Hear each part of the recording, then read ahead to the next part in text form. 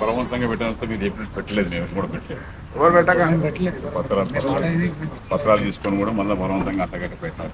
ఎవరు పత్రాలు తీసుకున్నారు? ట్రాన్స్ఫర్ పత్రాలు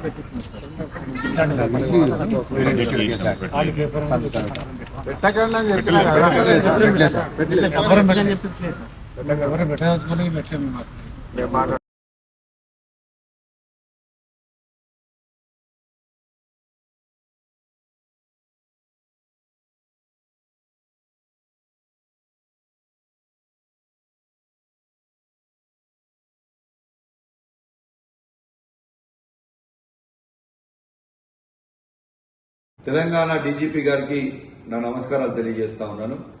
ఇవాళ తెలంగాణ రాష్ట్రంలో మొత్తము 16,000 మంది హోంగార్డులు ఉంటే ఉమ్మడి కరీంనగర్ జిల్లాలో 1,100 మంది హోంగార్డులు ఉన్నారు.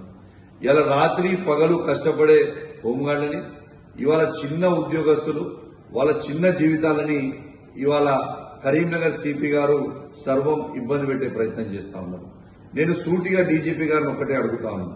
గౌరవ డీజీపీ గారు, పోయినసారి కూడా మీకు చెప్పిన సిపి గారు విపరీతమైన అవినీతి ఇవాళ కరీంనగర్ జిల్లాలో చేసిండు. గత హోంగార్డుల దగ్గర నుంచి 1,86,00,000 వసూలు చేసిండని అసెంబ్లీ సాక్షిగా నేను చెప్పడం జరిగింది.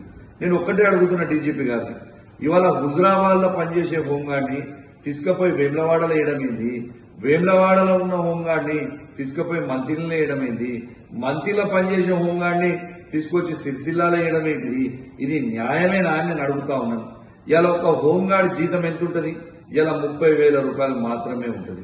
వాళ్ళు 200 కిలోమీటర్లు అప్ అండ్ డౌన్ చేస్తే వాళ్ళ కుటుంబం ఎట్లా నడవాలి?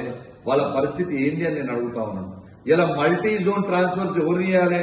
ఇలా సిఐఏ అధికారి నుంచి మీరు మొదలు పెడితే పైనకి డిఎస్పీలు, ఏసీపీలు, డీసీపీలు, ఐపీఎస్ ఆఫీసర్లు వాళ్ళని చేయాలి.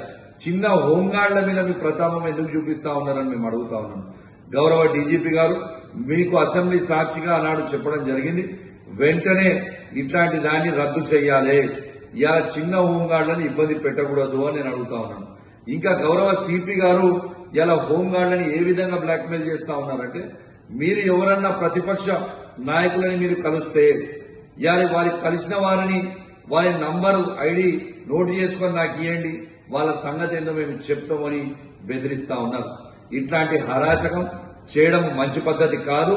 ఇలా ఎటు పరిస్థితిలో హోంగార్డులని ఎవరు ఎక్కడ పనిచేస్తారో వాళ్ళ సొంత జిల్లాలలో వాళ్ళని పనిచేయాలి, విదిన్ ద న్యూ డిస్టిక్ మాత్రమే వాళ్ళని ఉంచాలని ఇలా హోంగార్డుల పక్షాన నేను డిమాండ్ చేస్తా ఉన్నాను.